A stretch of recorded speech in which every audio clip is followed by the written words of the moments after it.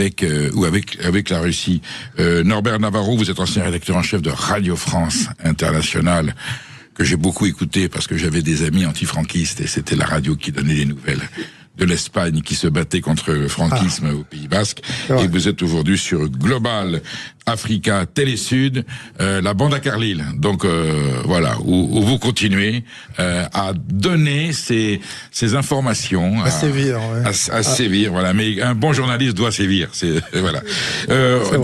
Norbert Navarro. Alors on a vu les opérations Arcane, on a vu la France au Mali, en Côte d'Ivoire, avec quelquefois des buts de succès. Ensuite, patatras, la catastrophe. On est lâché, conspué, jeté, montré du doigt.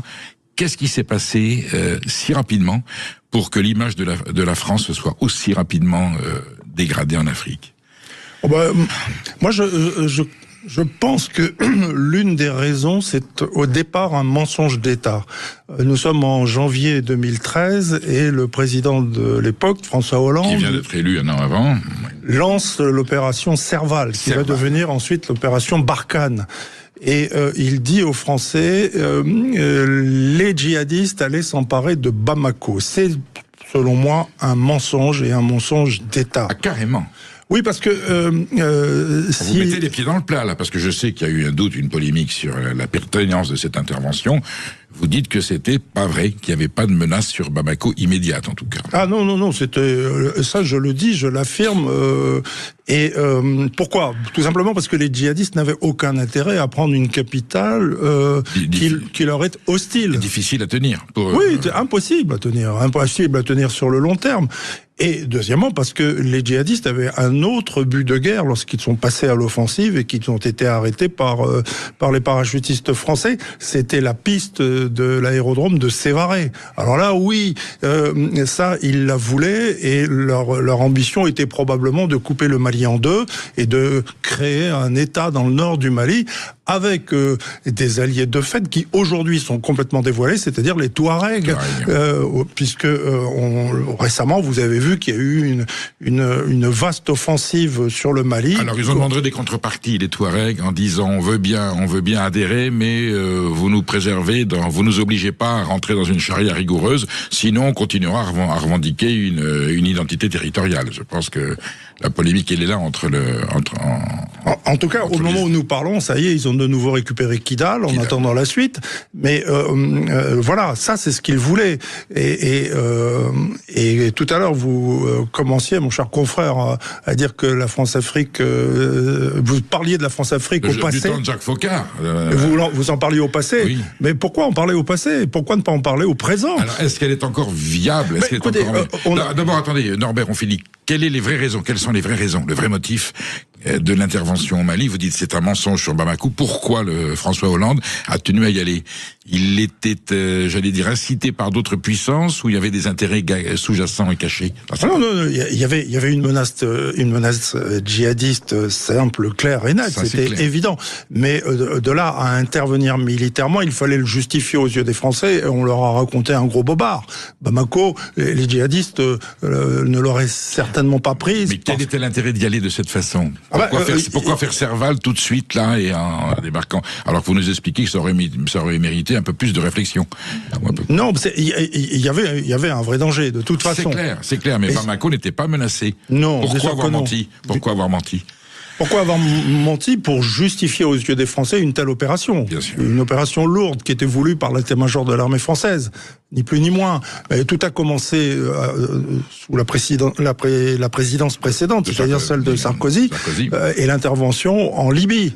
L'intervention en Libye qui a ouvert les arsenaux et qui a permis aux djihadistes de passer. Voilà, c'est la catastrophe initiale. Serval s'est fait avec le soutien logistique des Américains. Je crois comprendre que la France n'a plus aujourd'hui l'autonomie ou l'indépendance stratégique pour pouvoir intervenir seule dans ce genre d'opération et qu'il a fallu un soutien logistique américain. Oui, bien sûr, mais ça s'est soldé par un échec.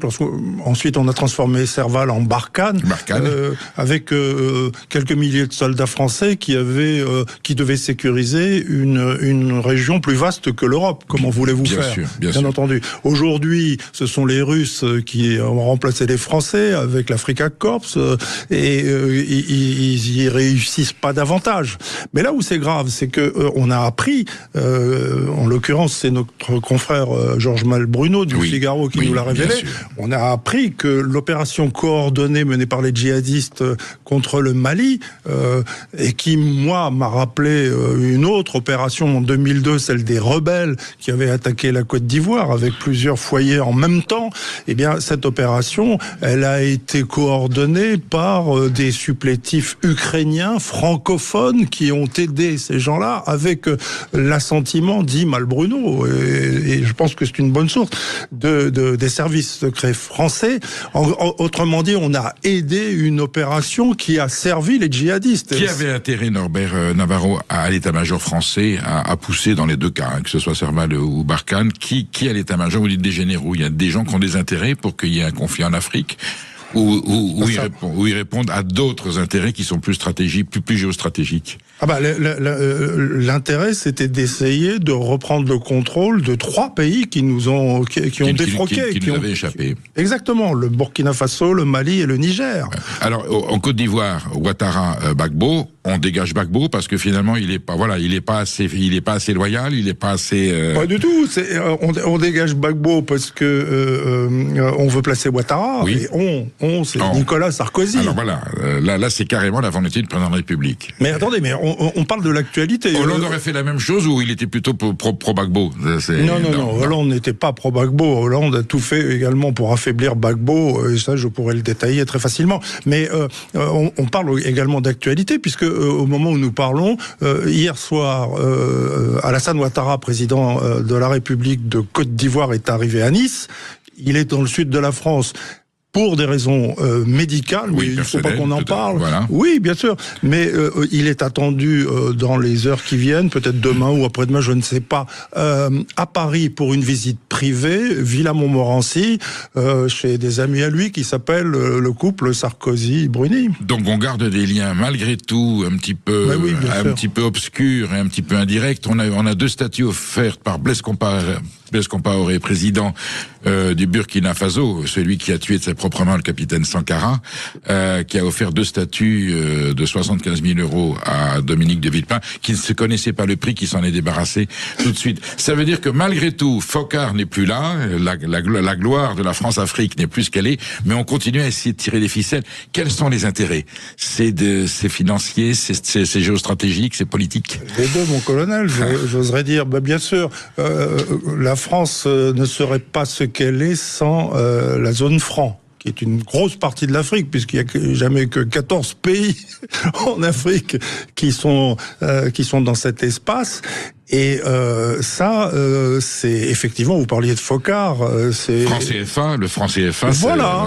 Donc c'est l'héritage du général de Gaulle qui perdure aujourd'hui. Parce que puis-je vous faire remarquer, mon cher confrère, que si j'ai dit il y a quelques minutes que le Burkina Faso, le Mali et le Niger ont rompu les amarres avec la France, quelle est la monnaie qui circule au moment où nous parlons au Burkina Faso, au Mali et au Niger? Sinon le franc CFA. Vous voyez qu'ils n'ont pas coupé tous les liens, parce qu'ils ne peuvent pas couper tous les liens. Et donc, le système mis en place par De Gaulle et Foccart, juste avant les indépendances africaines, c'est un système qui perdure. La prochaine monnaie, ça sera le dollar, voire le rouble, voire le yuan, mais voilà. Alors non, pas du tout. On pense créer...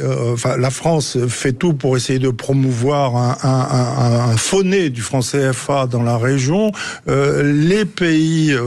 les dirigeants africains de l'Ouest, de l'Afrique de l'Ouest, ont en tête de s'arrimer à un géant qui fait peur à la France, qui est le Nigeria, avec une monnaie qui s'adosserait sur... c'est un projet parallèle, si vous voulez, qui s'adosserait sur l'économie nigériane, qui est la première économie de cette zone. Et la France, ça n'en veut pas, évidemment. Elle fera tout pour éviter. éviter ce projet. Bokassa, Omar Bongrou ne sont plus là, ni Mobutu, ni Léopold Sédar Senghor, mais je vois qu'on essaie encore de continuer à tirer les ficelles. Mais vous voyez bien, oui, parce que c'est quand même incroyable. Mais piteusement. Ah, oui, alors évidemment, on essaye de se cacher, mais bon, pas de peau, on a été pris la main dans le pot de confiture. Malbruno a bien fait de nous révéler cette information qui est hallucinante, quoi. Donc, où est-ce qu'on va, quoi? Donc, Macron tient un discours, mais sur le terrain, c'est une toute autre réalité, malheureusement. Norbert Navarro, merci d'avoir été là. Vous viendrez nous raconter la suite. On rappellera, ça sera Sud Radio International.